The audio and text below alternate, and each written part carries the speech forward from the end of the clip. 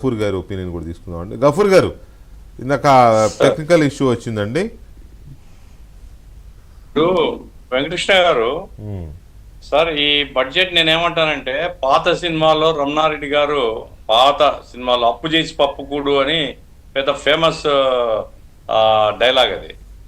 ఇప్పుడు మన రాష్ట్ర బడ్జెట్ మీరు చూడండి, బాహుబలి బడ్జెటే ఏది 3,32,000 కోట్ల రూపాయలు. అందులో 85,000 కోట్ల రూపాయలు రెవెన్యూ లోటు, 75,000 కోట్ల రూపాయలు ద్రవ్య లోటు. అంటే ఆదాయం లేనిది బడ్జెట్ లో లెక్కలు ఉన్నాయి. ఆ తర్వాత ద్రవ్య డబ్బు లేదు, అప్పు తేవాలా, దానికి 75,000 కోట్ల రూపాయలు. ఆ రకంగా ఏంటంటే అప్పు చేసి పప్పు కూడు బడ్జెట్ తప్ప ఇది వాస్తవ పరిస్థితిని ప్రతిబింబించడం లేదు. ఏమంటే బాహుబలి పిక్చర్ ఇవ్వడానికి 70 mm చూపించడానికి బడ్జెట్ తప్ప మన ఆదాయం ఏమిటి, ఆదాయం తగిన పద్ధతిలో ఖర్చులు ఏమిటి, ప్రయారిటీస్ ఏమిటి అనేది ఈ బడ్జెట్ తేల్చడం లేదు. ఒకటి.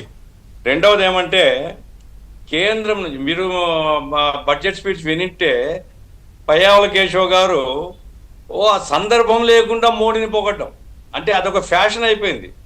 ఇప్పుడు జిఎస్టీ కేటాయింపులు తగ్గినాయి రాష్ట్రానికి, ఆ తర్వాత రాష్ట్రాల వాటా తగ్గింది, రెవెన్యూ లోటుకు మేము భర్తీ చేయమని చెప్పేసినారు. ఆ రకంగా అట్లాగే మొన్న తుఫాన్ వచ్చింది, ఏం డబ్బులు ఇచ్చారండి కేంద్రం నుంచి నాకైతే తెలియదు. ఆ రకంగా ఏంటంటే కేంద్రం వాళ్ళు అడుగడుగునా వాళ్ళు బాగుపడడానికి వాళ్ళు చూస్తున్నారు తప్ప రాష్ట్రాలకు అన్యాయం చేస్తున్నారు. అయినా పొగిడి అలసిపోవడం మనకు అలవాటు అయిపోయింది. ఇప్పుడు రాజధాని నిర్మాణానికి 6,000 కోట్ల రూపాయలు మనం పెడుతున్నాం, సెల్ఫ్ సస్టైన్ ప్రాజెక్ట్ అన్నారు. 6,000 కోట్ల రూపాయలు బడ్జెట్లో ఎందుకు కేటాయిస్తున్నారు? పోలవరం పూర్తి సెంట్రల్ ప్రాజెక్ట్ కదా, సెంట్రల్ ప్రాజెక్ట్ అయినా ప్రతి రూపాయి వాళ్ళు పెట్టాలి కదా. 6,000 కోట్లు మనం బడ్జెట్ ఎందుకు కేటాయిస్తాం? అంటే వాళ్ళు రీఎంబర్స్ చేస్తారు కదా గఫూర్ గారు, రాష్ట్ర ప్రభుత్వం పెట్టినా కేంద్రం రీఎంబర్స్ చేస్తుంది కదా పోలవరానికి. వన్స్ బడ్జెట్ లో పెట్టడం అంటే ఏమిటిది? రీఎంబర్స్ చేస్తారు కదా, లేకపోతే ఇక వాళ్ళే పెడతారని కూర్చుంటే అది ముందుకు సాగదు ఇక. నో, నా పాయింట్ ఏమిటంటే, క్రిటికల్ గా మన వాటా మనం రాబట్టుకోవడానికి మనం వాళ్ళ బాధ్యతను 14 సంవత్సరాలు అయిపోయాయి కదండి రాష్ట్రాన్ని విభజన అయిపోయి. 14 నుంచి ఇప్పుడు 10 సంవత్సరాలు 11 సంవత్సరాలు అయిపోయాయి కదా. మరి 11 సంవత్సరాలు అయిపోతే ఆ రోజు చేసినటువంటి వాగ్దానం మీరు అమలు చేయడం లేదనేటువంటి ఒత్తిడి ఎక్కడ రావడం లేదు. స్పెషల్ స్టేటస్ అది పోయినాయి, స్పెషల్ ప్రాజెక్ట్స్ అవి పోయినాయి, వెనుకబడ్డ ప్రాంతాల నిధులు అయినా మోడీని పొగుడుతున్నాను. నా పాయింట్ అది, పొలిటికల్ పాయింట్. ఇక ఇప్పుడు ఈ బడ్జెట్ లో రాయలసీమకు సంబంధించి ఏమంటున్నా అంటే, పయ్యావుల కేశవ్ ఆయన రాయలసీమ వాడే, చంద్రబాబు నాయుడు గారు రాయలసీమ వాళ్ళే. హార్టికల్చర్ హబ్ గా పెడతారంట దీన్ని. పరిశ్రమలన్నీ పెట్టారు, వేరే చోట పెడతారు, ఇది మాత్రం horticulture hub. Sir horticulture hub కానీ అగ్రికల్చర్ మీద ఆధారపడినటువంటి ప్రాంతాలు కానీ రాష్ట్రాలు కానీ ఏమైనా డెవలప్ అయినాయా?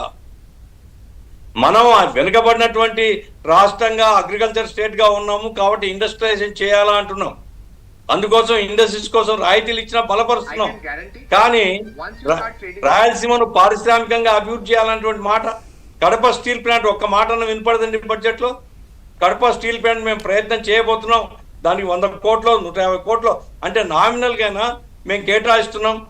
అట్లాగే వెనుకబడ్డ ప్రాంతాల్లో పారిశ్రామికరణ కోసం ప్రత్యేక సబ్సిడీలు ఇస్తున్నాం.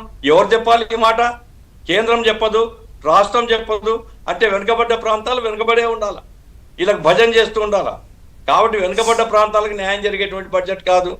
ఉద్యోగస్తులు ఉన్నారు, పిఆర్సీ గురించి ఏమిటి, ఎప్పుడో వేయాలా? లేదు, వాళ్ళకి ఇవ్వాల్సిన ఏదో కొన్ని డిఆర్ఏర్స్ ఇచ్చినామన్నారు. డిఆర్ఏర్స్ ఇవ్వడం అనేటువంటిది అది ఎప్పుడో ఇవ్వాల్సింది, కానీ అది కాదు కదా. కాంట్రాక్ట్ అవుట్ సోర్సింగ్ ఎంప్లాయీస్ వాళ్ళ భవిష్యత్ ఏమిటి?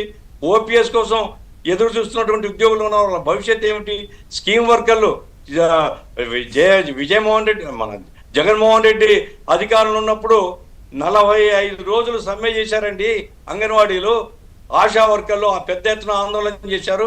మరి వాళ్ళకి ఏమిటి బడ్జెట్లో ఏం హామీ ఇస్తున్నాం మనం అంటే? ఆ రకంగా బడుగు బలహీన వర్గాలకు సంబంధించి రైతులు, ఇప్పుడు నేను చెప్పాను ఇంతకుముందు తుఫాన్కు సంబంధించి ఏం సహాయం చేయలేదు. ఇప్పుడు కౌలు రైతుల గురించి బడ్జెట్లో ఒక మాట లేదు. గిట్టుబాటు ధరలు 500 కోట్లతో ధరల స్థిరీకరణ సాధ్యమవుతుందండి రాష్ట్రంలో. అదే బడ్జెట్లోనే చెప్పారు మొన్న ఉల్లి రైతులకు సంబంధించి ఇంకా కొన్ని పంటలకు సంబంధించి 1,100 కోట్లు మేము ఇచ్చామని. అంటే ఒక 2-3 మాసాల్లో 1100 కోట్లు కేటాయించాల్సినటువంటి అవసరం మీకే ఏర్పడింది కదా. సంవత్సరానికి 500 కోట్లు కేటాయిస్తే బడ్జెట్. ఓకే ఓకే గఫూర్ గారు ఒక్క నిమిషం ఎందుకంటే అన్నీ ఒకేసారి